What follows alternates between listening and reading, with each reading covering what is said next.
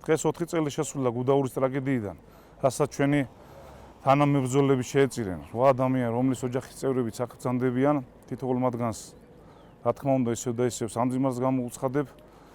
დიდ მადლობას ვეთქვი ყველა იმ ადამიანს, ვინც დღევანდელი დღე გულთან მიიტანა, მოვიდნენ, დააფასეს მემორიალის შეამკეთ, ჩვენ ხელმძღვანელობას ვეთქვი.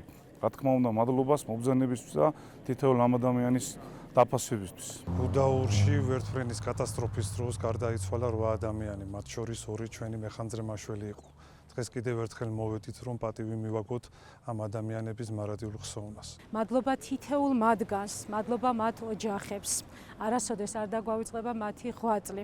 თითოეული დღე, რომელსაც ჩვენ გავდივართ, ექიმები, მაშველები, პოლიცია არის რისკი სხვისი სიცოცხლის გადარჩენისთვის. კიდევ ერთხელ მადლობა. ბედნიერი ვარ, რომ მამაჩემი თავის საქმეს აკეთებდა და დარწმუნებული ვარ, რომ იყო ასეთი მოვლენისთვის მზად და ამაყი ვარ მამაჩემის და ასევე სხვა აქ დაღუპული გმირი ხალხით.